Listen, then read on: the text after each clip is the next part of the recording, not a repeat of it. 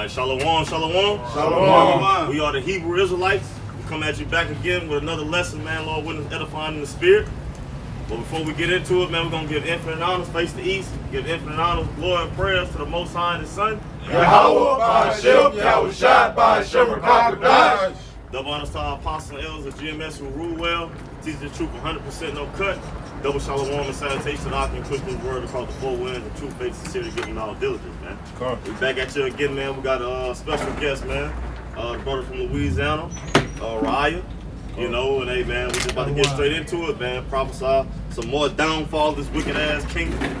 And hey, we just gonna go from there in the spirit, man. You got it, bro. Backing up what the elder brother said, hey, we're just prophesying the downfall of this current kingdom of the Edomites, as you know, as the so-called white people. Because as you can clearly see, we're at the end of this society. We're at the end of this society, this kingdom, this current age, this current world, whatever you want to call it. Esau, Edom are these so-called white people are through. They're failing on every front. They're failing economically, globally. They're failing between the relationships between the men and women. Their birth rates are declining, especially over here in the United States of America. These Edomites are so addicted to drugs, they're losing a hell of a lot of Edomites off of drug addiction alone. This man cannot come back. And it's not because they were once great and then they got lackadaisical and fell off. No, it's all through the will of Yahweh, Ba'Hashem, Yahweh Shai. Because every kingdom,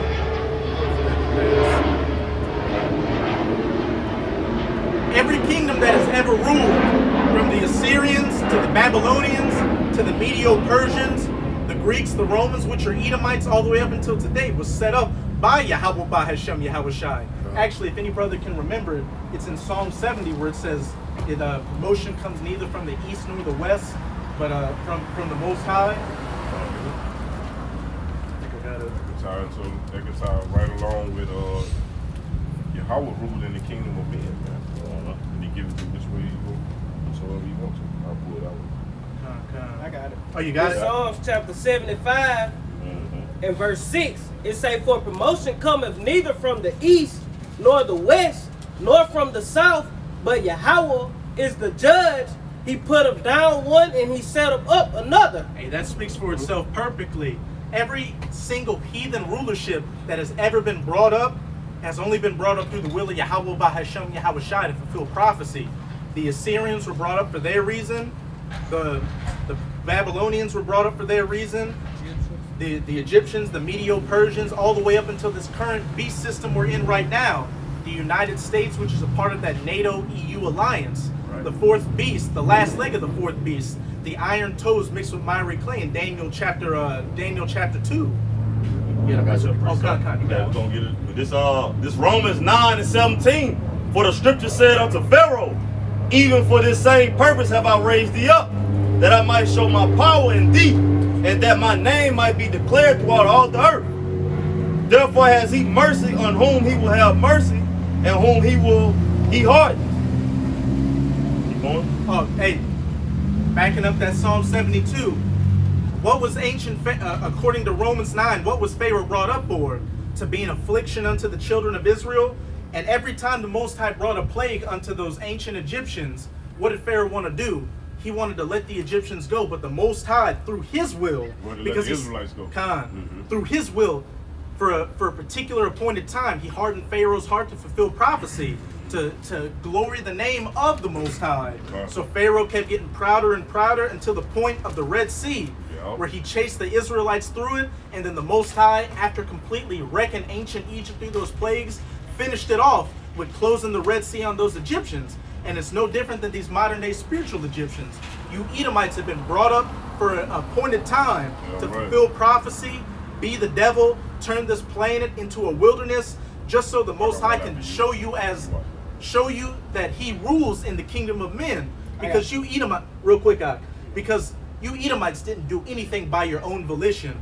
You didn't come up with the airplanes or the machine gun or any nuclear bombs or anything because you're just naturally smarter and better than everybody. Because when you look at you Edomites, even growing up, I knew you Edomites were weak. You couldn't go in the sun. They're base. Your base. you couldn't go in the sun. You got sick from every goddamn thing out here. While I looked at Jake growing up, and I was like, how are these people who they can go out in the sun? They're physically better. Substandard living conditions. They got more salt. They're just even Edomites. Because when I was growing up, I grew up around Edomites, but other than Jake's, so I could see the lust that Esau had towards Jake, and even never saying Jake was better, calling him niggers and joking about that, but through their spirit acknowledging Jake was better. I always wondered that. Why are these people that are obviously better underneath these people? But when you understand these scriptures, everything comes into perfect play. It was only through the will of the Most High that you Edomites were set up. Your blessing was the sword, these different weapons and ideologies you put out there, as well as the fatness of the earth and the dew of heaven to fulfill prophecy, to bring about the last leg of the fourth beast, to show what a wicked kingdom looks like, to punish Israel. But once you've reached those bounds, you cannot pass them.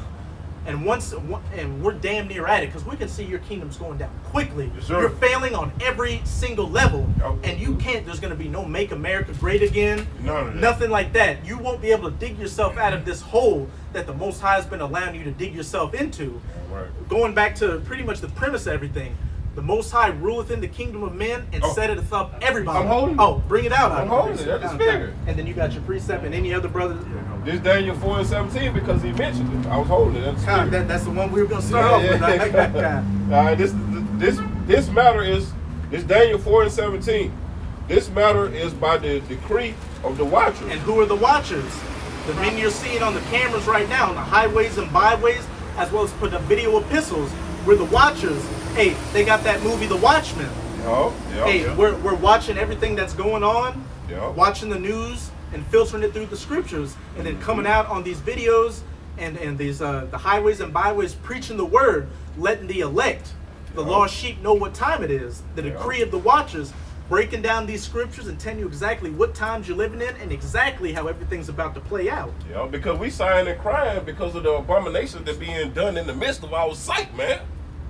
But it says this matter is by the decree of the watchers and the demand by the word of the holy ones, to the intent that the living may know that the Most High ruleth in the kingdom of men and giveth it to whomsoever he will, and set it up over it the basis of men. Hey, back up that Psalms chapter 71.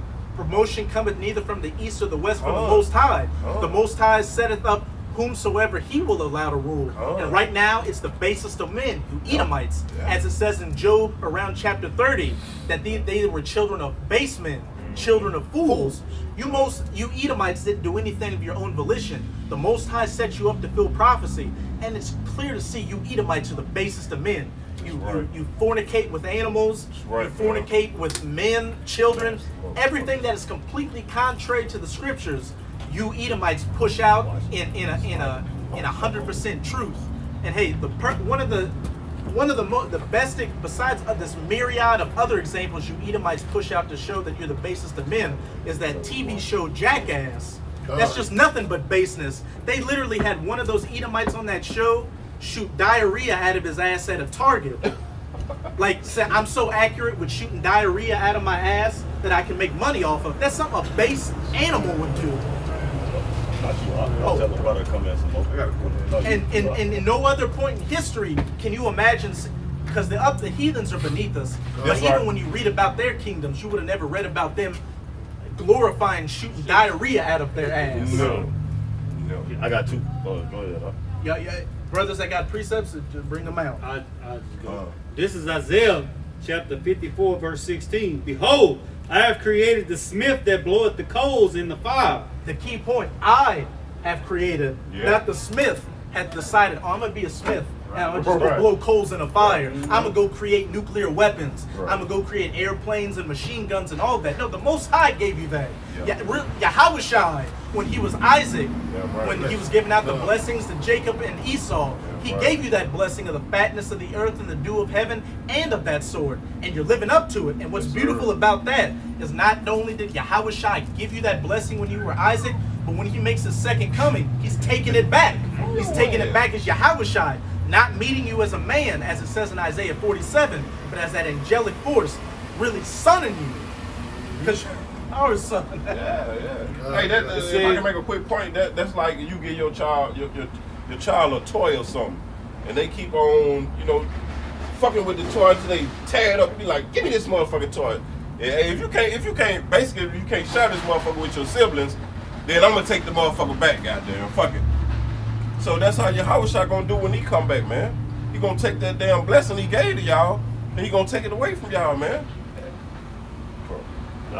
Come. It says, let me start over. Isaiah 54:16. Behold, I have created the smith that bloweth the coals in the fire, and that bringeth forth an instrument for his work. And I have created the waster to destroy. Hey, the Most High, hey, if any brothers holding that Proverbs 16:4. I got you. Oh, you got it? Yeah. Oh, Come on closer. Hey, that backs up the precept the brother just brought out. Hey, the Most High has created the smith that blows the fire and that waster. And that's what we're about to get in that Proverbs 16. He has created the... Oh, you got it. Come. And this is the scripture backing it up. This is Proverbs chapter 16 and verse 4. And it says, the Lord Yahweh had made all things for himself. Yea, even the wicked for the day of evil. The Most High created all things for himself, even the wicked for the day of evil. The smith that blows the coal on the fire and the waster to destroy. As it says in Psalm 17 verse 13, the wicked who is my sword. You Edomites are nothing more than an instrument of the Most High to fulfill prophecy. He gave you all this knowledge to create these weapons and to create this bullshit ass society to destroy the earth just for a season, that little season. You, as it says in Revelation 20, you were released for a little season to deceive the earth. And you've just about fulfilled those prophecies. We're waiting for the mandatory implementation of the MOTB, and like a wrestler hitting those rubber wires on the ring, you're gonna hit it and bounce back. You won't be able to get past it. Once you hit those bounds, you're gonna go back to where you were always meant to be, as the goddamn tail under the children of Israel. Don't get it twisted. As you call us niggers, spics, and tontos, you didn't come over to the so-called New World or the West Coast of Africa to enslave inferior peoples because they were so-called inferior. This was our punishment from the Most High for going off. You wouldn't have been able to do a goddamn thing unless the Most High allowed it. Because when you actually look into the history, Gad was whipping your ass. The Northern Kingdom in Central and South America was whipping your ass, and Jake on the West Coast of Africa was whipping your ass. But it wasn't prophecy for us to whip your ass and keep sovereign. It was prophecy for us to be taken down by you for a season, learn our punishments, the elect to wake up, and then, as it says in Isaiah chapter 10, to no longer lean upon him that smote them. You're seeing the elect, those dry bones wake up and get those flesh and those sinews on them. And that's why we're no longer leaning upon you. We're leaning upon Yahweh Hashem Yahushai and preaching these words. Right. And that's the power of this thing that you can't deal with because you're a carnal-based man. As it says in Matthew 24, verse 14, and this gospel of the kingdom shall be preached in all the world for a witness unto all nations, and then shall the end come by simply the elect, the 144,000. Abaratazah, these brothers and myself are of that number, preaching this word on the highways and byways. We're bringing about the downfall of your kingdom, and there's nothing you can do about it because this is all spiritual, and you were set up to be the wicked. You were set up to fulfill prophecy into a point, and then once you hit those bounds which you cannot pass, you're going to go down and go back to exactly where you needed to be, a servant underneath our feet. And there's nothing you can do about it. And that's the beautiful thing about it. Because I know, I'm at least speaking for myself. Growing up as a young child, I didn't really grow up around Jake like that. I grew up around Edomites. And you started to get a certain kind of complex. Like, you're just a so-called black guy in society. You got to work around things to try to live up to these standards and all that. But once you come into this truth, you realize this man ain't shit. He's fucking worthless. And now it is how long, Yahweh? Because we can see, I look at these Edomites with disdain, with disgust, knowing you're underneath our feet. And it's just how long until you take these fucking dogs, out of that high place and put them in the doghouse. Put that leash on them with that short chain attached to the brown hand of an Israelite. And that's quickly what's coming. And it's beautiful. As Yahushua told his disciples in Luke chapter 10, many kings and prophets and great men have desired to see the days that ye see and have not seen them. Where we're at right now is what every man of the Lord has been diligently looking for. From Assyria all the way up until today. The downfall of our enemies, especially our chief enemies being you Edomites, and the ushering in of the kingdom of heaven. That 40 years of Solomon becoming an eternity under Yahushua. Any brothers hold any precepts? This is the book of Job, chapter 20 and 4. Knowest thou not this of old, since man was placed upon earth, that the triumphing of the wicked is short, and the joy of the hypocrite but for a moment. Hey, the triumphing of the wicked is short, and the enjoyment of the hypocrite is for a moment as well.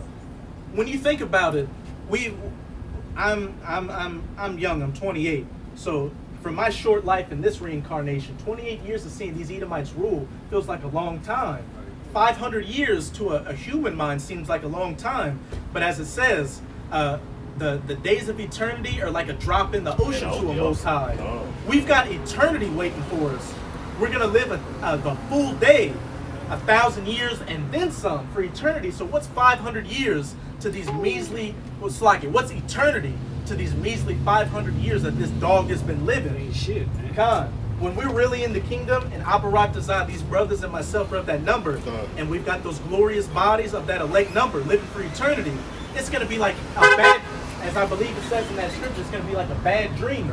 Like, it's Though his excellency mount up to the heavens, and his head reach unto the clouds, yet he shall perish forever like his own dung. They which have seen him shall say, where is he? He shall fly away as a dream. They that shall see him shall say, where is he?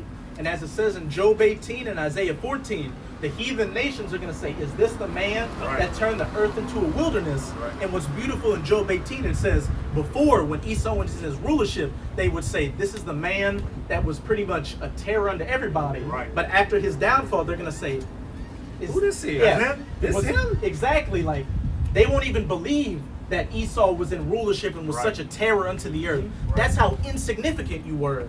And hey, even when you were underneath Israel's feet during the kingdom of David and Solomon, you were insignificant. Hey, the kings of Israel in the past used to make sport of taking Edom oaths. No, you got it. Oh, I believe it was, don't quote me on this, but I believe it may have been Amaziah, but they used to make sport of after they attacked you Edomites, they would take you to the side of a cliff and throw you off the side and watch your bodies burst onto the stones. That's how insignificant you Edomites have always been, were in the past, and will be when we're back in the rulership. If you were just a pastime to Israel throughout your existence, how much more when we're finally in our final rulership, our rulership where we will rule for eternity. Hey, we're going to be having a grand old time with you Edomites in the kingdom. As it says in Psalm, if a brother could get it, Psalms 137, started about verse 7. I got you a quick precept just to back you real quick out.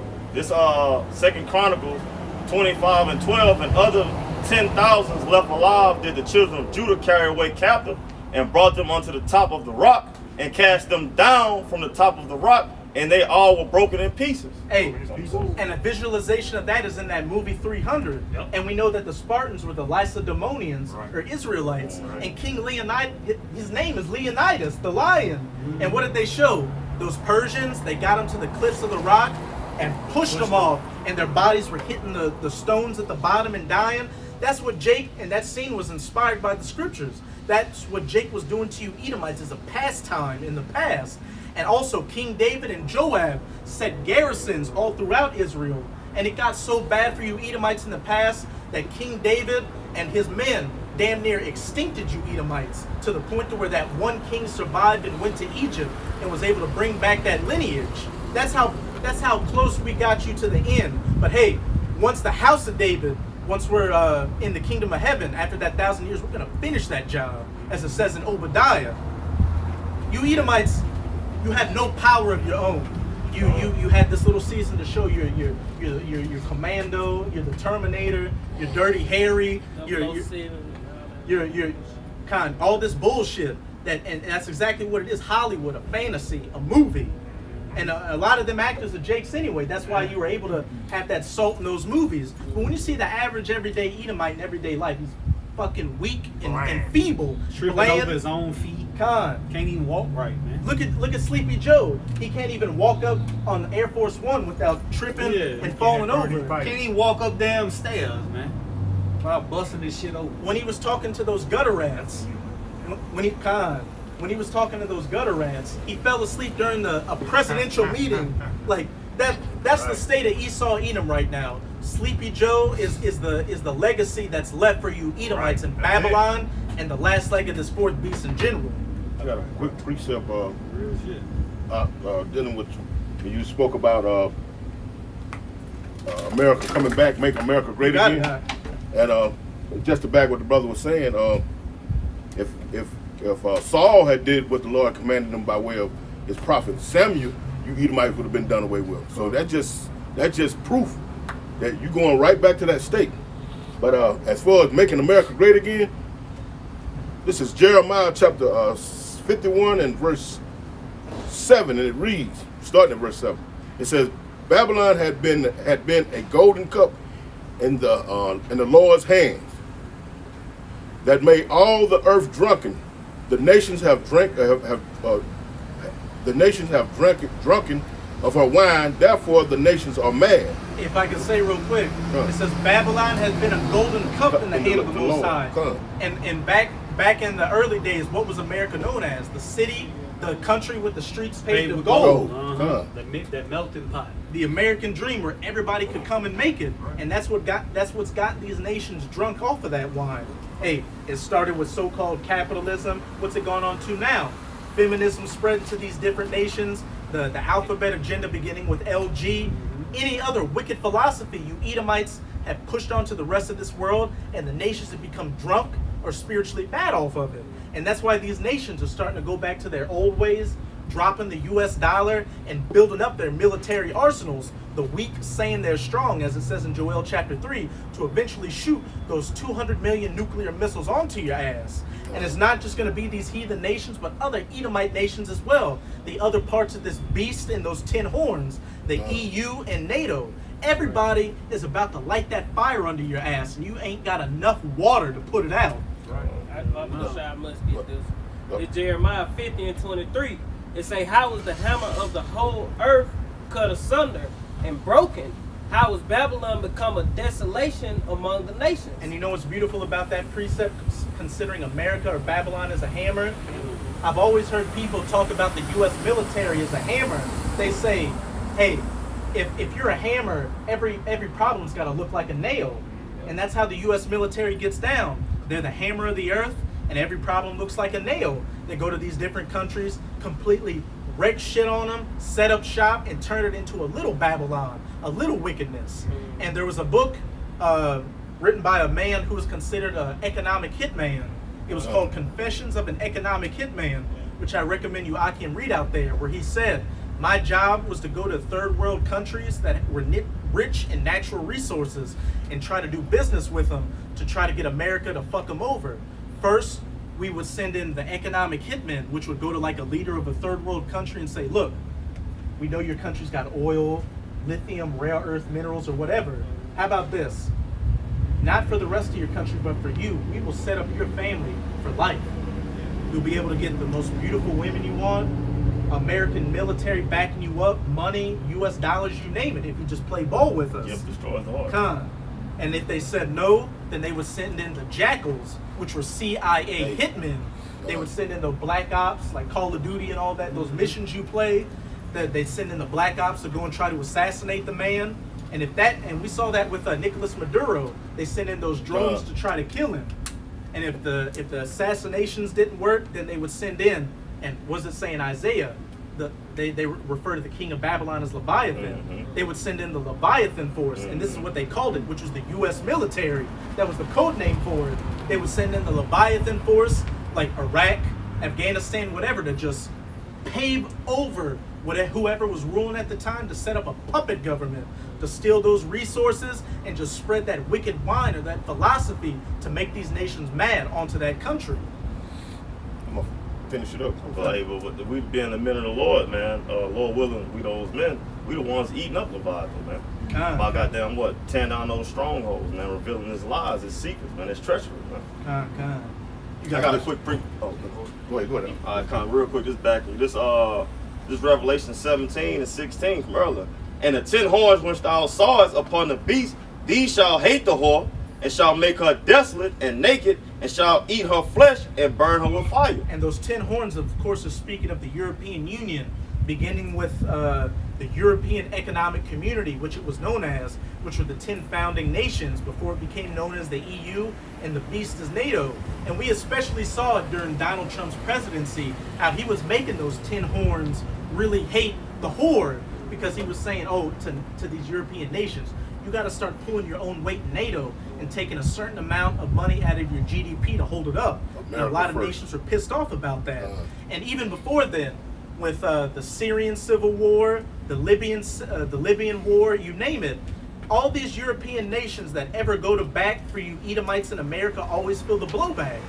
You had the Syrian civil war and the Libyan civil war, and all those refugees that really should have came to America, because we were the ones that wrecked those countries. They went straight into Europe, and now they're living in Europe. Those Ishmaelites and those Hamites are pushing Islam on those people, handling their women, doing all that. And that's all because, and that's another reason why the 10 horns upon the beast are hating this country, because every time America does something, it's these European nations that feel the blowback. And just recently, you had the whore, the mother, the UK, Great Britain, getting onto America due to the Afghanistan pullout.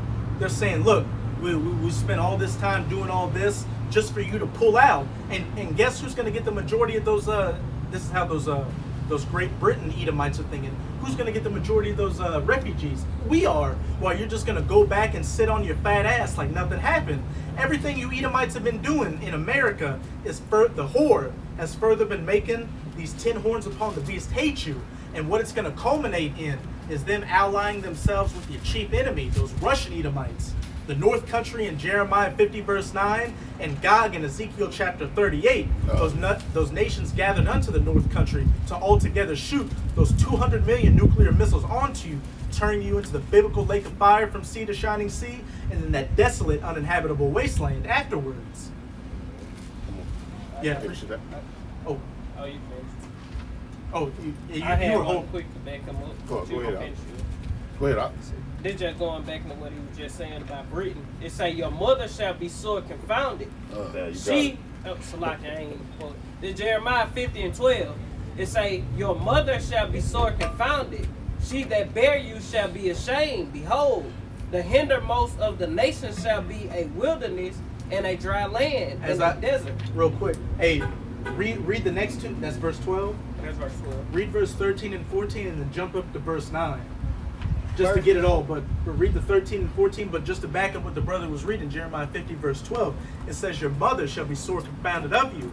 And as it says in Revelation 17, the eighth cometh of the seventh. And that's talking about Great Britain. And that's talking about Great Britain. And the eighth that cometh of the seventh, that was and is not, but is again, is talking about America. The modern day spiritual Rome. And it says her mother shall be sore confounded of her. Hey, like I just said, with this whole Afghanistan evacuation, thing, these British former prime ministers and former military people, and some people still in the government have been talking shit about America, saying you completely botched this up, and we're more than likely going to feel the blowback of it. And what it's going to culminate in is the hindermost of the nations becoming a wilderness. Those nations, America's enemies, as long as her allies, shooting those 200 million nuclear missiles onto her. And you know that's talking about America, because when you think of the hindermost of the nations, you think of the ends of the earth. And what was the New World considered? The New World, the other side of the earth, etc., etc. We're talking about this landmass we're in right now. You can keep going on, Baba Bishop. They say, verse 13, because of the wrath of the Lord, it shall be inhabited. It shall not be inhabited, but it shall be wholly desolate. Everyone that goeth by Babylon shall be astonished and hiss at all her plagues. Hey, at the beginning it said, because of the wrath of the Most High, it shall not be inhabited. And Baba Kasha, could a brother get me Isaiah chapter 13, started around verse 17, and just read on down to the bottom. But because of the wrath of the Most High, it shall not be inhabited. but be a desolate wilderness. The wrath of the Most High being judging you Edomites. Hey, globally it's coming, but first and foremost it's coming to Babylon the Great, because you're the chief nation that has afflicted the apple of his eye. The so-called Negroes, Latinos, and Native Americans, who are the true children of Israel. This was the hub of the transatlantic slave trade.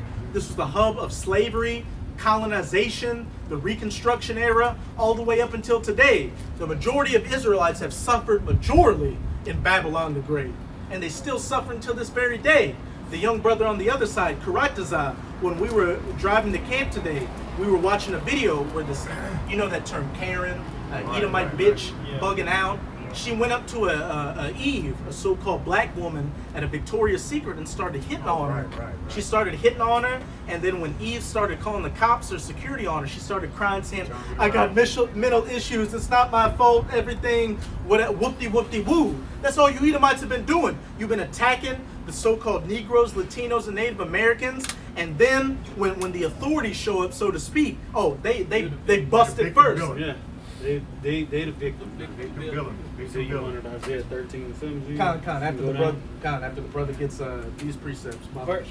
Verse 14 to say, put yourselves in array against Babylon round about, all ye that bendeth the bow.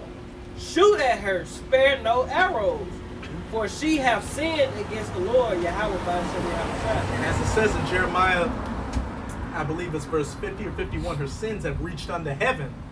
Hey, you Edomites have just about, especially in Babylon the Great, the United States of America, you've just about reached those bounds which you cannot pass. So now these archers are about to bend that nuclear bow and shoot those nuclear arrows onto you, because the scriptures are spoken parabolically, and bows and arrows, flying swords, javelins, spears, you name it, are symbolic for those nuclear missiles. So that's what they're about to bend the bow and shoot at you. And in Jeremiah 50 verse 9, it gives you more what's that? It gives you more descriptive. I got you a precept real quick. It gives you more clarity of what it's talking about. If you don't mind, we just get that Jeremiah 50 verse 9 real quick. I got it right here. Oh, 50 and now you got it? Yeah. They're not going to be able to be stopped. Hey, and Joel, real quick, and Joel, when it say the arrows, they gonna be invincible, so to speak. The missile defense system rockets can hit the nukes, but the Lord's Spirit gonna be on those weapons to go straight through them and keep moving and not break their rank. and what's beautiful about that is a brother had a dream of him getting beamed up on the chariot, and he said in his dream when he was getting beamed up on the chariot, he said it was like in that movie 300 when you saw all those arrows, like you couldn't even dodge them coming down. He said as he was flying up, his body, like he wasn't even controlling his body as he was flying up. It was dodging them. Like every missile, he was going in between them, bobbing and weaving until he got into the chariot. And that's what's going to be with these missiles in that day. When those anti-missile defense systems go to shoot their countermeasures, the missiles are the Most High is going to take over there, get back and forth and just do everything they need to do. Scripture say the Lord's incorruptible spirit is in all things. What he said on 300, he said our arrows will blot out the sun. Right. What the 300 said, we're gonna fight in the shade. Exactly. We're gonna hide from them, man. Hey, try and keep it at a minimum, brother. You know what I'm saying? Let that brother speak. Because, you know what I'm saying? You make quick points and boom, give it back to the brother. Con. I got a precept for y'all. Con. And then you got that Isaiah 13, Baba Kasha. This 2nd Ezra 16, I'm gonna start at 13. It says, "For strong is his right hand that bendeth the bow. His arrows that he shooteth are sharp and shall not miss when they began to be shot into the ends of the world. Behold, the plagues are sent and shall not return again until they come upon the earth." And they shall not return again until they come upon the earth. And those arrows are going to be shot to the ends of the earth, and they shall not return. Hey, again, not only did the Most High put the Spirit on these scientists to create these hypersonic weapons and anything that can get past anything Babylon's got right now, but just to make sure, even though it's already prophesied, just to add that little cherry on the top of the whipped cream, the Spirit of the Most High is going to be on those missiles, dodging, bobbing, and weaving to get exactly where they need to get. Every single one of those 200 million nuclear missiles that's going to hit this whore and penetrate her is not going to miss. They ain't going to get ED or anything like that. They're gonna stay erect. They're gonna stay erect and explode all over this bitch. I got some more of that. Okay. Verse 15, it says, the fire is kindled and shall not be put out. The fire, real quick, the fire is kindled and shall not be put out. As it says in Job verse 20, a fire not blown shall consume them. Talking about those nuclear missiles. Till it consume the foundation of the earth. Like as an arrow which is shot of a mighty archer returneth not backwards, even so the plagues that shall be sent upon the earth shall not return again. Point blank period. Once everything gets all green lights go, there ain't gonna be no stopping. There ain't gonna be no sticking the key in, delaying things. There ain't gonna be no peace talks or peace treaties or everything. Once we hit those bounds where those nuclear missiles are gonna be flying, that's gonna be all she wrote, as it's gonna go into that Isaiah chapter 13. Nothing is gonna stop this train from going forward once they start putting the coal in there and blowing the whistle. You got that Isaiah 13 on? What's verse 17? Verse 17 on, Con. It's Isaiah 13 and 17.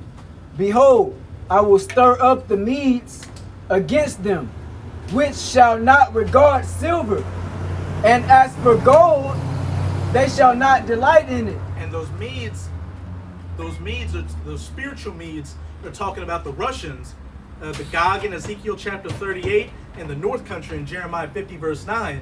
And what is one of the symbols for the Russians? The bear. And what was one of the symbols for the Medo-Persian Empire? The bear with the 3 ribs in his mouth. That's talking about those spiritual Medes, those spiritual Persians, talking about that North Country Russia. And it said they shall not regard gold or they shall not regard silver. They shall not accept silver. And as for gold, they shall not regard it.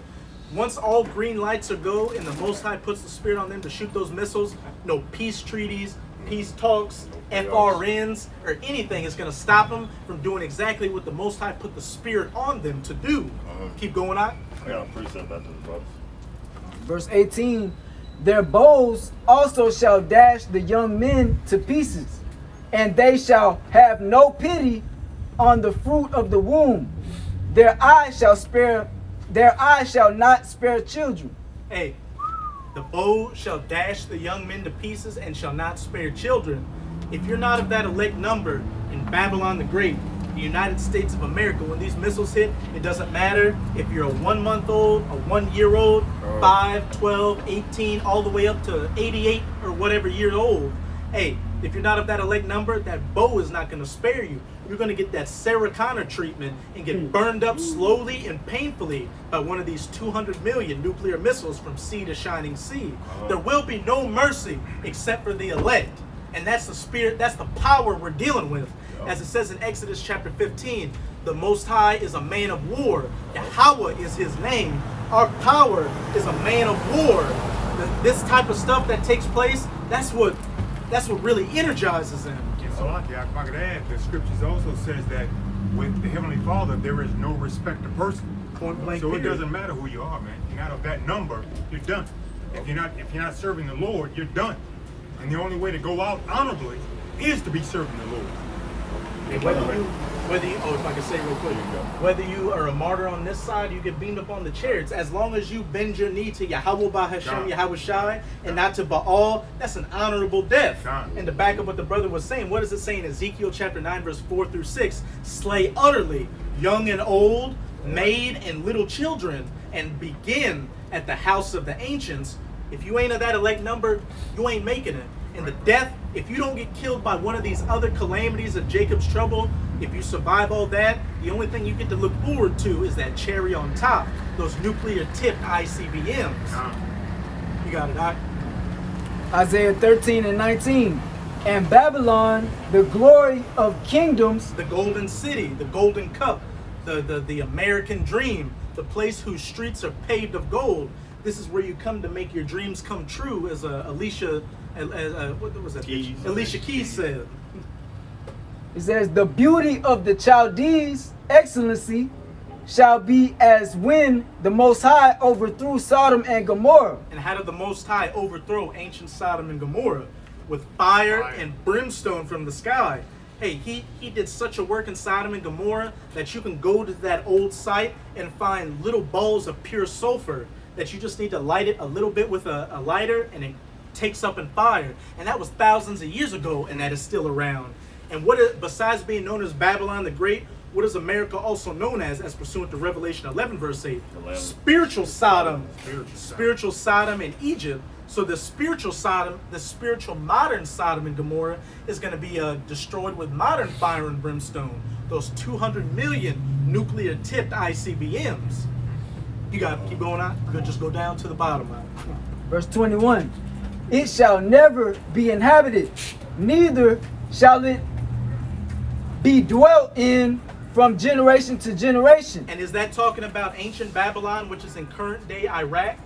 You just had the Iraq War back in 2003 to 2009. And if you go on your phone right now to Google Images and put in tourists in Iraq or anything, you'll see a Ishmaelite cooking some lamb on a spigot somewhere, looking at a little boy or something. So that's clearly not talking about ancient Babylon. This is talking about this modern day whore, this 2021 whore, the daughter of Babylon, United States of America, and it's saying it shall never be inhabited. Keep going on. Come on. Neither shall the Arabian pitch tent there. Hey, going into the Arabians, because we know you Ishmaelites like to go and do snow angels and sand, do sand angels and all that. You like lived in the desert. Hey, this place is going to become such an irradiated wasteland that even your fucking hairy onion smelling ass ain't even coming over here anymore. Neither shall the shepherds make their fold there. Keep going on. Verse 21. But wild beasts of the desert shall lie there, and their houses shall be full of doleful creatures, and owls shall dwell there, and satyrs shall dance there. Verse 22. And the wild beasts of the islands shall cry in their desolate houses, and dragons in their pleasant palaces. And her time is near to come, and her days shall not be prolonged. Her days shall not be prolonged. And once you Edomites reach those bounds which you cannot pass, that's it. Once you've hit those little plot points you're supposed to hit, hey, that's when those nuclear missiles are going to fire over here and hit this place and turn it into the biblical lake of fire from sea to shining sea, and then that desolate, uninhabitable wasteland afterwards, which after a time only desert creatures will dwell here. Right. And it's going to stand as an eternal memorial as to what a wicked kingdom looked like, how not to govern the earth, and what the judgment and punishment is for afflicting the apple of the Most High's eye, the true children of Israel, who are you so-called Negroes, Latinos, and Native Americans. You know, the brother Kadar had a precept. Yeah, just bagging up. Just bagging up. Just feeling this gonna fall right into play here. This is Jeremiah chapter 51. And I'm gonna read verse 11 first, and then I'm gonna jump back up and do. You can break it down too if you want to. This is Jeremiah chapter 51 and verse 11. It says, "Make bright the arrows, gather the shields. The Lord Yahweh had raised up the spirit of the kings of the Medes," like the brother going into the spiritual Mede, where the people who are inhabiting that land now are the so-called Russians. You understand? For his device is against Babylon to destroy it, because it is the vengeance of the Lord Yahweh, the vengeance of his temple. And that's going into listen. This man was just raised up for a little season to fulfill prophecy, but now it's at his wit's end. And he made a comment earlier about America being great. And we're gonna go into that with these last two verses in Jeremiah. Jeremiah 51, same chapter, verse 8, and it says, "Babylon is fallen. Babylon is suddenly fallen and is destroyed. Howl for her. Take blame for her pain. If so, she may be healed." But now we know that's not going to be the case. You know, this place is going to be utterly destroyed. And they got this little saying, like to say, and it was a big thing during Donald Trump's campaign. You know, make America great again. You know, each president has a little slogan they like to say. You know, Barack Obama was hope or something. Hope or change. We can change. Trump, yes, we can. Yeah, yes, we can. Trump was make America great again. And Biden was build back better. Build back better. But just to back you up, what is it saying? Malachi chapter 1. They shall build, but I will throw down. First and foremost, that's talking about the You ain't gonna have it like that. It's covering the camera. Too much heat for the camera, right? Put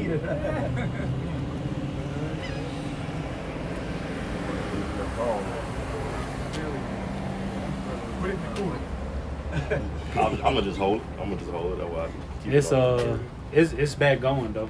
Back on. Yeah, I'm it's gonna back hold it. going. You can move. You get your towel out. I'll hold it. Flip it around. This is Obadiah, Oh yeah. verse 7. How you do that? All the men Saying of that like just confederacy have brought thee even to the border. And hey, we're seeing, if I can say, Now you can we're see. seeing the beginning stages of that right now. A couple of years ago, you had Saudi Arabia, which the whole petrodollar deal was predicated upon doing business with Saudi Arabia, because back in the 70s and the decades following, Saudi Arabia was like the main progenitor of oil to the world. And the only way you could do business with Saudi Arabia was to do business through the petrodollar. But just a couple of years ago, you had Saudi Arabia allow Russia, that North country, to join OPEC. And now they're getting really buddy-buddy. It's called OPEC +1. And then you've got a bunch of these other different nations starting to turn against America and go back to their own currency.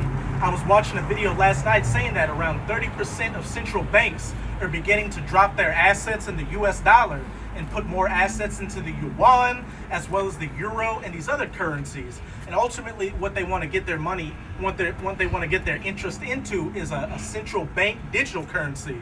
And a digital currency, we know what the next step of that is. Marcus, the MOTB. So hey, the Most High is foreclosing on this musty bitch America. There ain't no making America great again. The US dollar is going to collapse. The US military is a joke, and it's all going to culminate in those 200 million nuclear missiles hitting this place and turning it into the biggest bonfire and sacrificial altar the world has ever seen. Right. You got that? Okay, let me finish this.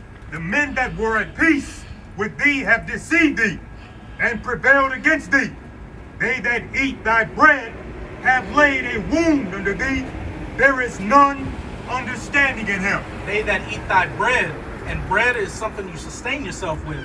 And especially these European countries, they receive a bunch of money from America to build up NATO and their economies. That's one of the main reasons Trump was really going against the EU, is because they didn't want to fill up their aspect of the GDP building up NATO. But these nations will still get money from America. Like I was saying earlier, you've got these Moabites, Elamites, and Ammonites coming to America and eating the bread of U.S. college education just to go back to their own countries and lay that wound under them. And it's going to be no different with these other European nations. As the brother brought out in Revelation 17, verse 16, the 10 horns which thou sawest upon the beast, these shall hate the whore and eat her flesh and burn her with fire. That nuclear fire of those 200 million nuclear missiles. So they're, again, though, as it says in Malachi chapter 1, though they will build, I will throw down. There is going to be no make America great again, no make Germany great again, no make Russia great again. All you European Edomite, American Edomite, Oceanic Edomite countries in general, you're going down. And what you're living in right now is the tail ass end of your rulership. And the only people that got next is the children of Israel, so-called Negroes, Latinos, and Native Americans, who you've spent the last couple of 100 years looking down upon, calling them spics, niggers, tontos, lazy thugs, bums, Engines. tontos, any negative thing under the sun. And they even had a quote from Adolf Hitler, who was saying, if these Americans, he didn't say Edomites, but he said if these white Americans understood that there's living the same lot as the ancient Egyptians, afflicting the children of Israel as ancient Egypt afflicted them, then they'd be terrified and would change their ways. But that's not the case. That's not a part of prophecy. Just like the Most High hardened ancient Pharaoh's heart to afflict the children of Israel, he's doing the same thing to you Edomites, just so your downfall can be that much greater. Just like everybody now remembers the Exodus story, they remember the 10 plagues, they remember the Red Sea getting split, the children of Israel and Moses. I got a precept to call real quick. Get Jeremiah 23 and what it is. You'll get it out. You know what it's at. You got it. Finish it out. As it says in Jeremiah, they shall no longer say the children of Israel that came out of Egypt, but the children of Israel that came out of the North country, North America, when the Most High takes down Babylon the Great, the United States of America, that's going to be the new Egypt in the kingdom of heaven. The Passover is going to be this. These were the men, the women, and the children that came out of America. And hey, this is me speaking as a man. When they write the new scriptures, which they're writing right now, they're going to say America. They're going to say Russia. They're going to say Europe. They're going to say all this. This was the elect, the 144,000 and the rest of the righteous 1/3 that came out of the United States of America after it was hit by nuclear missiles and stands as a desolate wasteland, an eternal memorial to wickedness and what the judgment for wickedness is. I got the precept, brother Carl. Oh, got Start at 7, go to 8. You got it. Jeremiah 23, verse 7. Therefore, behold, the days come, saith the Lord, that they shall no more say, the Lord liveth, which brought up the children of Israel out of the land of Egypt. Verse 8, but the Lord liveth, which brought up and which led the seed of the house of Israel out of the north country and from all countries whither I have driven them. That's how cold-blooded the Most High is, because what's this known as? North America. The United States of America is known as North America, as well as all the other countries they were scattered to, as it further goes into in Isaiah chapter 11, from the coast of the sea and from Cush, all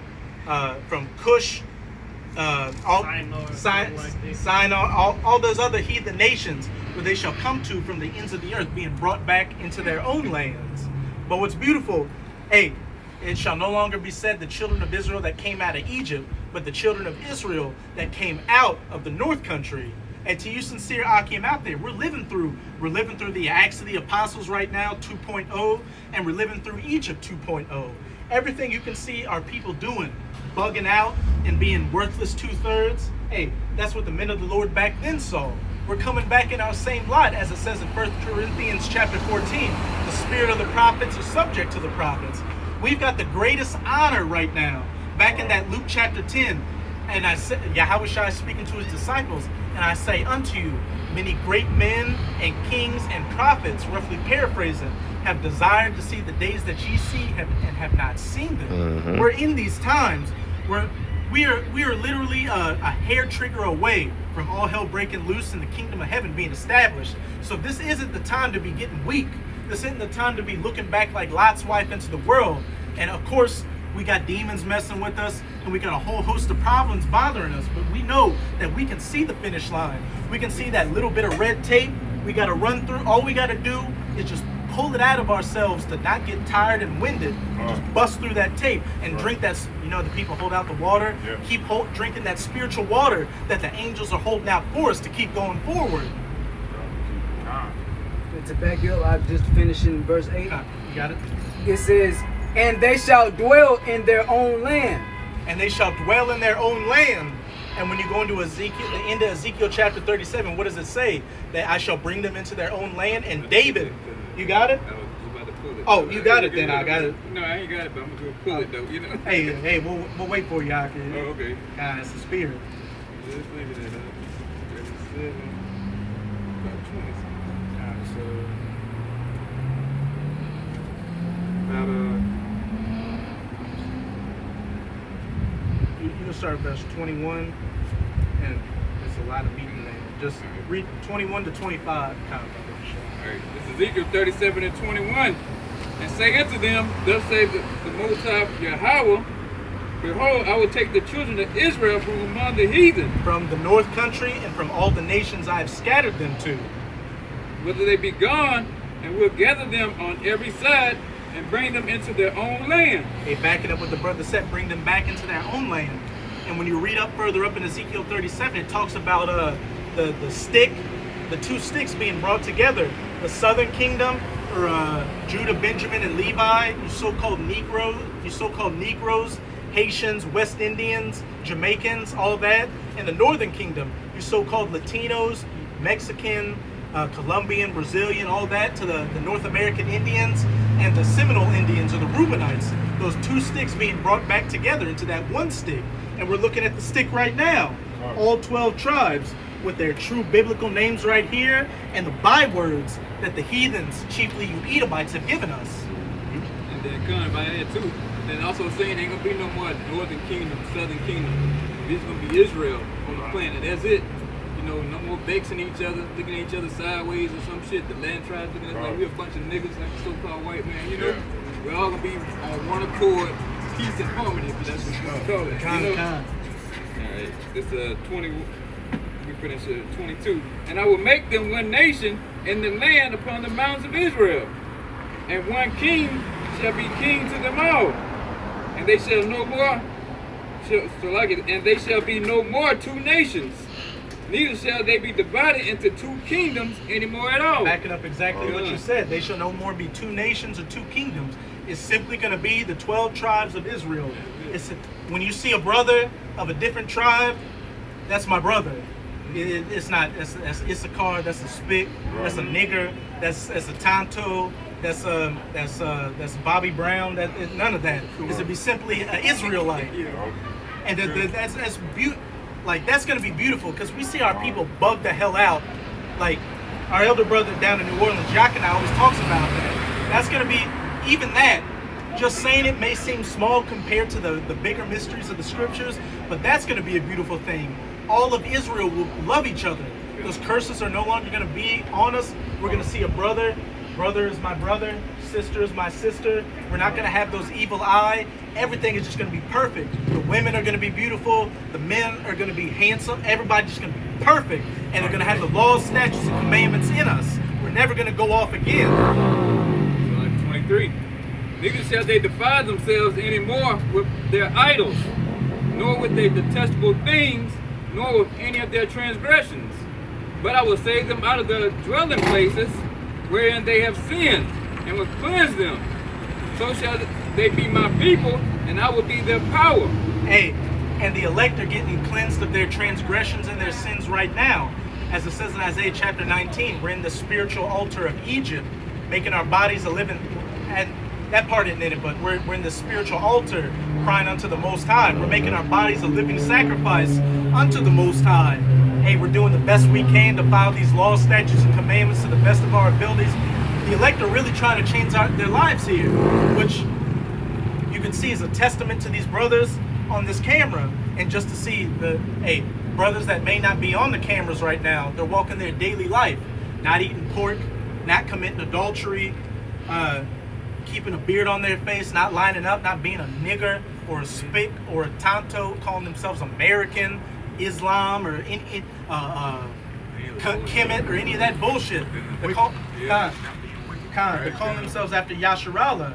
And just, brothers always bring up this beautiful point. Ever since our apostle elders came onto YouTube back in 2007, just look at the vibration it's put on this earth. Even though 2/3 still may not acknowledge themselves as Israel, what are you seeing? A lot of Jakes no longer eating pork. Jakes are getting into the herbs and the stones. They're saying that we need to separate from America. All that. And I was thinking about this. And I was thinking about this today. Like, this is a body armor, and it says alkaline water pH 9+. Growing up, before I came in the truth, I never saw any bottled water company talk about alkaline water. Right, never. That's all the spirit that Israel's been putting out. Yeah. Whether these companies know it or not, they're following after the dictates of the children of Israel. Yeah, they watching too, you know. They sit back watching the videos just like everybody else, you know. Hey, these niggers are calling themselves Israel, but they like alkaline water. Yeah, let's sell some alkaline water. Right. They ain't buying pork anymore. Israel is all the earth, so whatever we do, whatever we do, they gonna follow. It's just off top. Mm-hmm. You know? Fuck, you don't even see too many Edomites in the grocery store buying pork no more. And you see a lot of Becky's dealing with Jake right now. And I seen, you know, Jake got to get on the concubines. But you see a lot of Edomite women posting videos on the internet like now. It's like, I want my son to have that black brown skin because I want him to survive into the future. Mm-hmm. Well, hey, you gonna get plugged. Don't worry about that. Don't worry about that. Whatever you want. There's gonna be a lot of licking, sticking, and standing up. I'm gonna stop talking. But let's get back to being spiritual. Come on. Get that corn cob. Hey, you gonna get your little LeBron James. You gonna get your little LeBron James.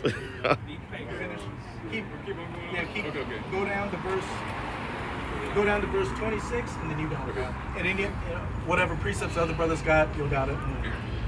And David, my servant, shall be king over them, and they shall all have one shepherd. They shall also walk in my judgments and observe my statutes and do them. As it said in verse 24, David shall be king over them. Hey, what, Salakia, real quick, what's that big controversy that them the guerrilla Hebrew Sakar and them got? Yeah. The scripture just said, look, at David.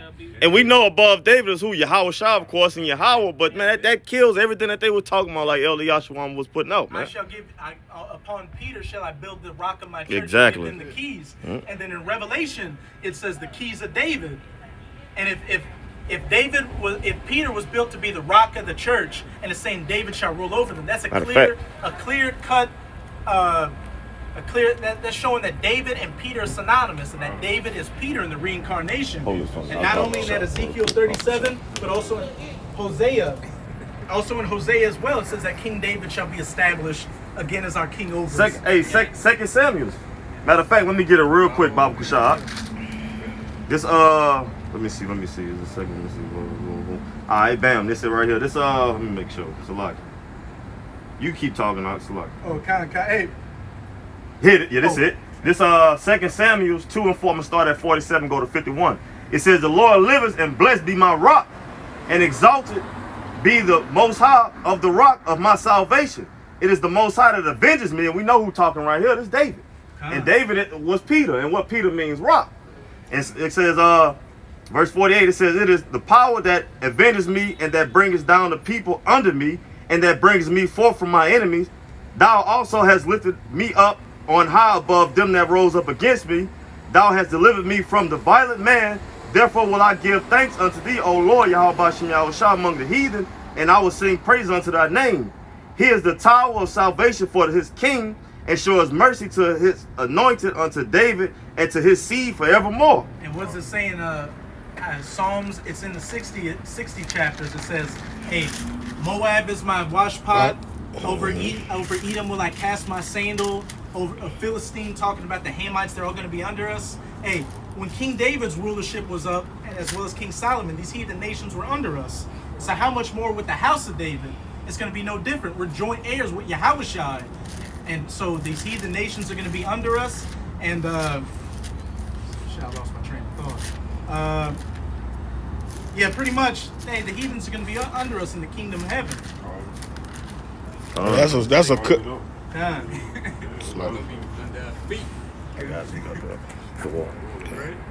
Oh wait, that now I remembered, as it says in Zechariah, the feeblest among you shall be as David, but the house of David shall be as God. How is a piece of shit heathen going to be able to compare to a God? They're not. And it says the house. What I can't even begin to imagine what that entails. The house of David being as God. Right. Our minds can't even comprehend that. But just know that nothing will be able to compare to the house of David in that day. There's going to be no rebellions coming out of the Caucasus Mountains, having a renaissance, any of that. That's all going to be null and void once the MOTB is mandatorily implemented and those nuclear missiles fly. That's going to be the end of this age of the rulership of the heathen nations, and then it's going to be an eternity of slavery. The scripture says it's going to be as a dream, man. We're We're going to look back on it as a dream. Be telling our children down the line.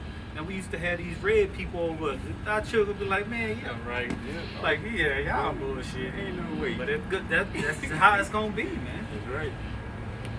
Yeah, they gonna flip out like, hell people. Right. When you see a damn caveman hitting some rocks with a pickaxe, like how? They'd rather take out the portraits and where the brothers and paint them out there in the fields and shit. Go back and like you say, show your kids, your grandkids. Like, hey, this was what was back in the day, a base man, Hey, and then since we're going to have the laws, statutes, and commandments in us, we're going to be able to go back to the scriptures and say, hey, it was the will of the Most High for the basest of men to be set up.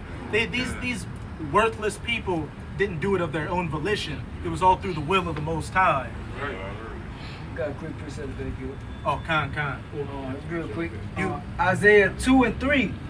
"And many people shall go and say, Come ye, and let us go up to the mountain of the Lord, to the house of the Most High of Jacob. And he will teach us of his ways, and we will walk in his paths. For out of Zion shall go forth the law and the word of the Lord from Jerusalem. Verse 4, and he shall judge among the nations and shall rebuke many people, and they shall beat their swords into plowshares, and their spears into pruning hooks. Nation shall not lift up sword against nation, neither shall they learn war anymore. Hey, and that cuts those gutter rats over in the land right now. Because it says in the scriptures that when the true children of Israel were back in the land, nation would no longer war against nation, and they would beat their swords into plowshares and their spears into pruning hooks. But what have you seen ever since those gutter rats, those Amalekites, got into the land back in 1948? Immediately, you had the Arab-Israeli War. Then you had the 6 Days War in the 60s. You had the Korean War, the Vietnam War, a bunch of wars in Central and South America in the 80s. The first Gulf War, the Balkans in the 90s, the second Iraq War, war in Afghanistan, Syrian Civil War, and World War III hasn't even happened yet. So that cuts those Amalekites over there being the true people. But as it says earlier up in that verse, these heathen nations are going to come up to us to learn our ways and follow after our statutes. As you can see what they do with these Edomites now, they shave their face, they wear the business suit, they want to use the US dollar and speak English. In the kingdom of heaven, they're going to grow the beard, wear the garments, follow the laws, statutes, and commandments, and use our currency. And already we can see, as you brought out earlier, Jake is the salt of the earth, and whatever Jake does, these heathen nations follow after. Even in Jake's wickedness, being a rapper and a thug, wearing his hat backwards, sagging his pants, rapping, you see these other heathen nations doing it. So if they follow us and they want to be us in our lowest estate, exactly. Hey, as it says in the Apocrypha, if a man is honored in his poverty, how much more in his riches?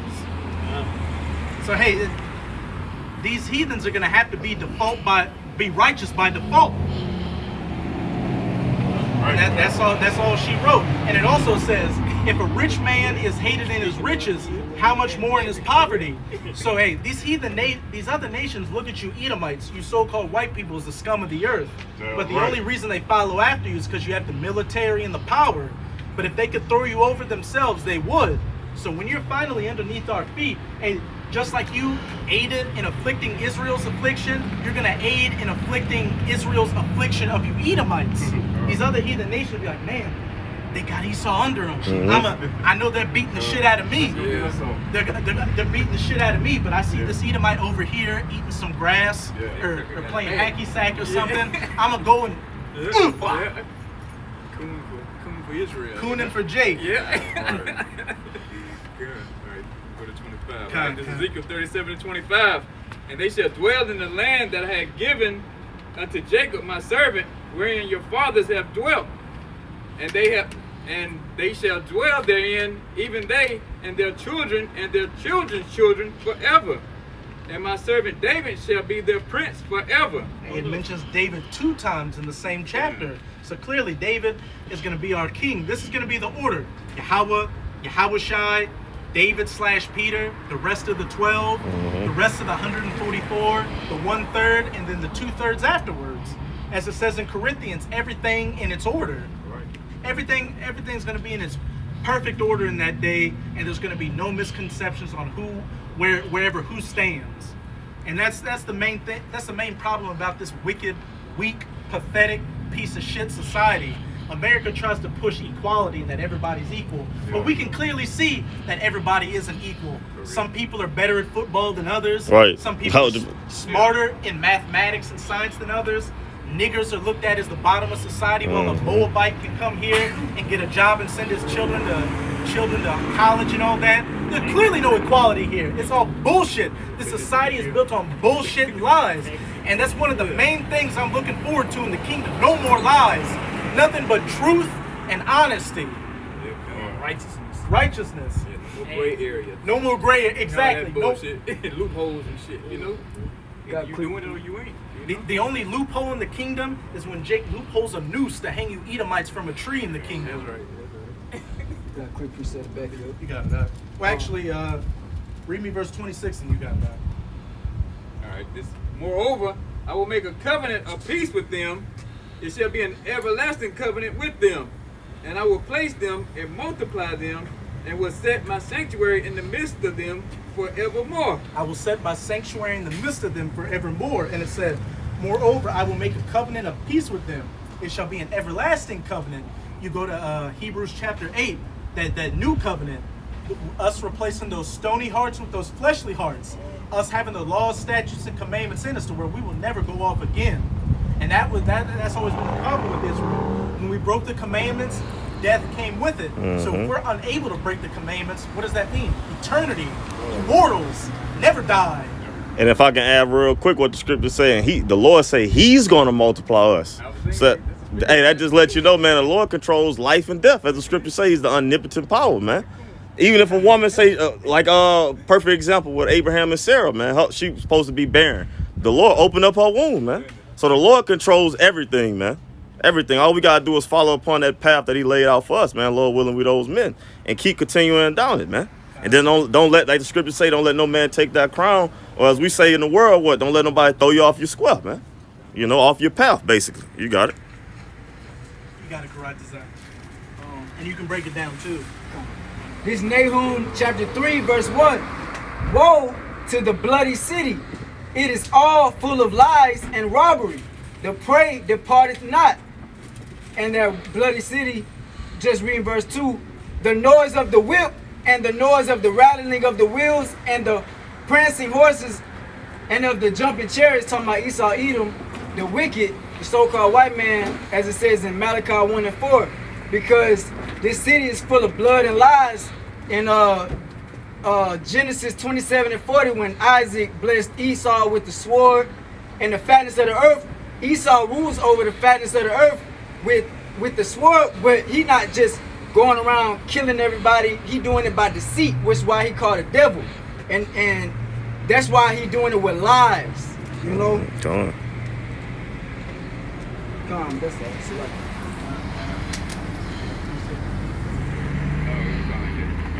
Daniel 2 and 44. We'll finally get to that, Drew. And in the days of these kings shall the power of heaven set up a kingdom which shall never be destroyed, and the kingdom shall not be left to other people, but it shall break in pieces and consume all these kingdoms, and it shall stand forever. But you got that. But yeah, it's cut and dry. When Yahushua come back, it's going to be law and order after that, and forevermore. And the men, hopefully, like I said, we all those men, the 144,000, hey, we're going to be those warriors, them soldiers going out and carrying out them missions that Yahushua sent out to David to give down to the men, Lord, beneath him, His battle axe and his sharp threshing instrument we're with going to teeth. consume all these heathens. Everybody outside of Israel. We're going to consume you. It's going to be you fucking, it's going to be, what they call it? Like an overkill or some shit when we come against y'all. No contest. Yeah, it's gonna be unstoppable. Y'all gonna get fucking steamrolled, Ain't a damn thing you can do about it either. You don't give a shit. What I say, what we say, is what Yahweh Yahushua got to say, And we with it. You gonna be real steppers in that day. That's right. Oh shit. With it 144% until the bitter end. Reread that, and then you got that second after 6. So like if I can make a quick point. To back the brother up, the scriptures say all the hands of the wicked shall come upon the heathen, which is the elites of all the nations gonna uncover and the lies of the so-called elites. And Job 5 and 22 and Nahum 3 and 5 it say, behold, I am against thee, saith the Lord of hosts, and I will discover thy skirts upon thy face, and I will shew the nations thy nakedness, and the kingdoms thy shame. So, all like the brother was saying, they all gonna come against America. The lies, the bloody city that's built upon lies. And we're seeing that right now. You got a lot of these different nations calling Esau the colonizers. They're saying the white people, so-called white people with blonde hair and blue eyes, are the biggest problem on the earth. They see that you're the ones going to these different countries, strip mining their lands for resources, starting these proxy wars, setting up puppet governments. The list goes on and on. Every single problem going on the earth right now can be linked back to somebody with red leprous skin. And there's no way you can get around it. Even Edomites want to blame it on the so-called 1948ers. But those 1948ers are Edomites as well. The Amalekites, they're the top tribe of the Edomites, just as Judah is the top tribe of Israel. And as it says in Ezekiel chapter 21, the Most High would punish the righteous and the wicked. So if you got an Edomite that say he didn't do anything, like I just like to play video games, I go work at the oil refinery, I just chill, I got a good black friend, you're still gonna get your shit kicked in the kingdom, as well as these Edomites that personally afflicted the affliction of the children of Israel. Ain't nobody receiving mercy.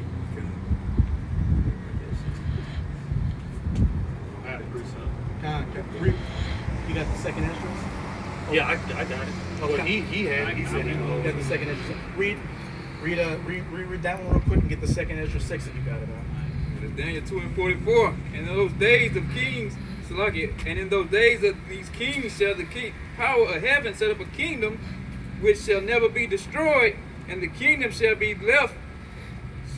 not be left to other people, but it shall break in pieces and consume all these kingdoms, and it shall stand forever.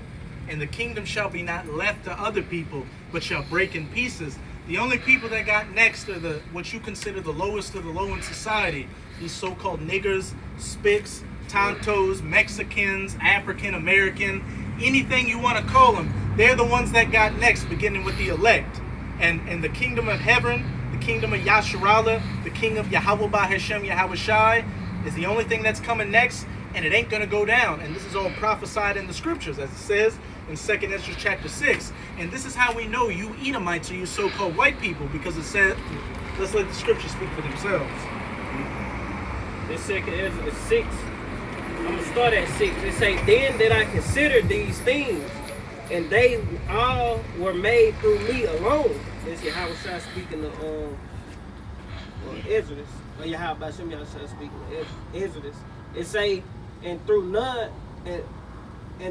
none other, by me also they shall be ended, and by none other. Hey, the Most High in control of everything.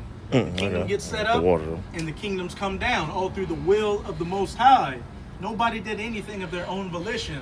These thoughts, even these words I'm speaking right now, as they're coming out of my mouth saying this, was all ordained from the Most High. As it says in Job 33, in the night, in their sleep, he sealeth their instruction.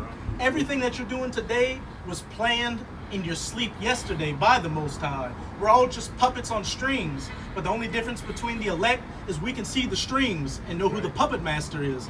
Everybody else is just a puppet thinking they're moving around.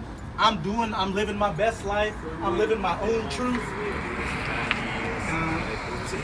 Hey, we're gonna grab a few more precepts and wrap it up. Okay. The only thing you're doing is the will of the Most High, and he's so cold, he puts it on your mind to think you're doing it yourself. And what's even crazier is that at the beginning of time, before the earth was created, before even Yahweh Shai was created, the Most High knew exactly how your lot and your story was going to play out thousands of years from now. That's the power we're dealing with. We're dealing, as it says in Job, the earth hangs on nothing. Think about this.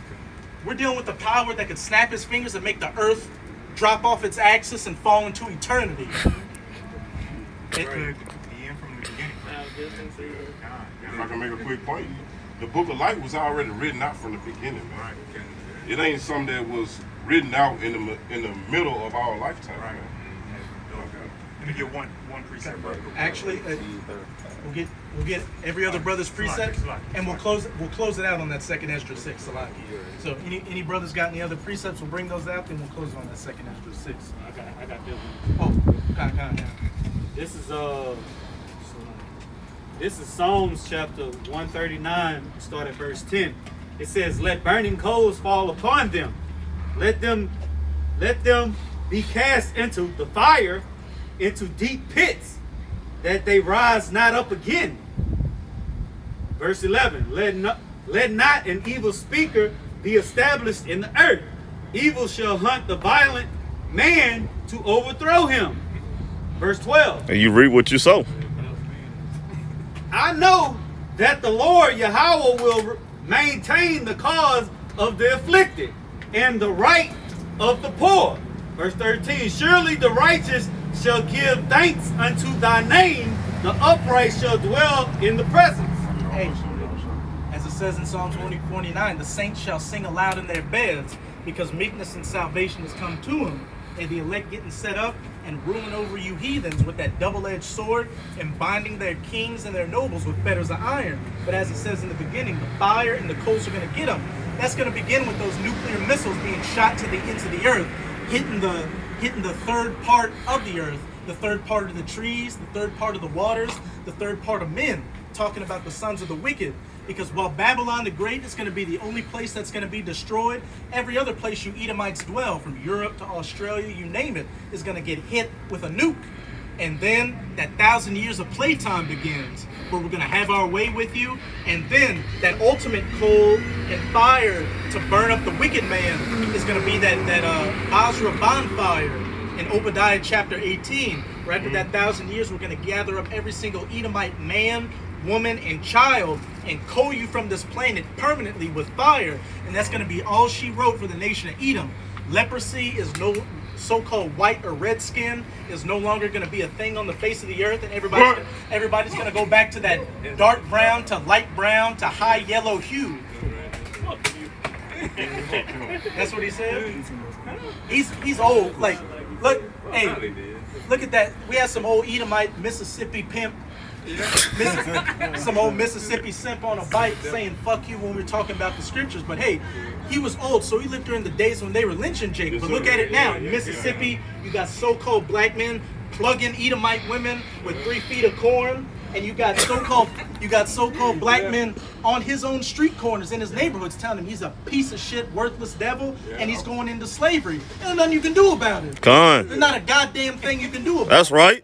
And I laugh seeing you Edomites go down. And I grew up around Edomites and know the pride of you Edomites. So I know what makes you emotional, makes you hurt, and everything that I know that makes you hurt and emotional is going on. So every day I wake up with a smile, knowing you Edomites are suffering, and you know in the back of your mind, even though you're prideful and think you're gonna go back in the deepest dark recesses of the back of your mind, you know you ain't coming back. And you know a black foot, a brown foot, and a heavy leather sandal is gonna be on the back of your neck, digging that bitch in there. And Salakia, the last precept I called, it wasn't 139, it was 140. It was Psalms 140, and I started at verse 10. Salakia on that. I said 139. That was it, huh? Yeah, that was it. Any brother have any other precepts? We'll close out with that second Ezra then.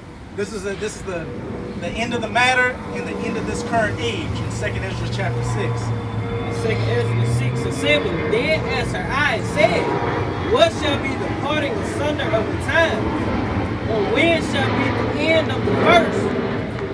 Esau, and the beginning of it that followed, Jacob. And the prophet Esdras in the Bible was asking, how do I know what's going to be the end of these times and the beginning of the times to come? The times that many great men and prophets and kings have looked for, the ushering into the kingdom of heaven.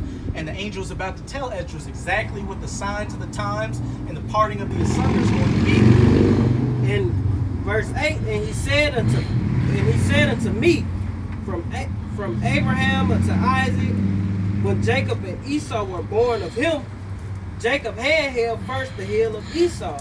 And real quick, your heel is the weakest part of your, I don't know if it's the weakest part of your body, but it's a very significant part of your body. That's why they've got that term, Achilles heel. Yeah. And that's why the Lord had that quote when he said something about a tooth out of joint or broke heel or something like that. Ankle out of joint. Yeah. No faith in the time of trouble. That's in Proverbs. I forgot exactly what. And he had that term. When you go into the mythology of Troy and all that, Achilles was an invincible warrior. And that was because, I can't remember which god it was. I think it was Hades that was dipping him. It was some god that was dipping him into some water that made him invincible. But he dipped him in the river Styx. The river Styx, which is the underworld and stuff. Dipping him in that means he would have been invincible and not died. But right before, I think it was Hades, let's say, dipped him fully in it, he got to his heels, his mom stopped him, so his only weakness was his heel, and that's when Paris hit him in the heels, with that arrow. And that's what ended his life. So hey, that going into Esau's weakness, or going into symbolically and spiritually, grabbing somebody by the heel is their weakness. And Jacob came out of Rebekah's womb. Esau came out first, and Jacob came out holding the heel of Esau. It say, verse 9, for Esau is the end of the world, and Jacob is the beginning of it that follows. Esau is the end of the world in this current age, and we can clearly see this is the end. And growing up, we watch these apocalyptic movies like Mad Max and all that show the times we're living in right now is the times before the end. And you even got people that aren't spiritual saying this is the whatever's coming, things ain't gonna be the same after this. So we're clearly at the end, and by process of elimination, who's ruling right now? So-called pink, red, white people, Edomites. And it said Esau is the end of the world, and Jacob is the beginning of it that followeth. The kingdom of heaven, the kingdom of Yahweh by Hashem Yahweh Shai, the kingdom of Israel, which will be a righteous kingdom for eternity. And that, simply put, is all she wrote. And that's what we have to look forward to. So again, to you sincere Akim and Aquath out there, you should diligently be doing whatever you can to hold on to whatever measure the Most High gave you, because we're there. We can see the finish line. All we got to do is hold up our end of the bargain and just pass that tape. Grab that spiritual water from the angels to keep going, pass that tape so we can make our calling and election sure. Abarat designed these brothers, myself, and you sincere Akim and Aquath on the other side of the camera of that number. So with that, we hope this camp was edifying to you sincere Akim out there. And we're going to face the east and give all praises, glory, and infinite honors to Yahweh, Ba'ashem, Yahweh Shai, Ba'ashem Rakakadash. Double honors to the apostles and elders of Great Millstone who rule and teach well. And peace and salutations to you sincere Akim out there, pushing this word in truth and sincerity to the four corners of the globe. May you brothers endure until the end. Ababa Kwam Yasharallah. Kwam Yasharallah. Shalom. Shalom.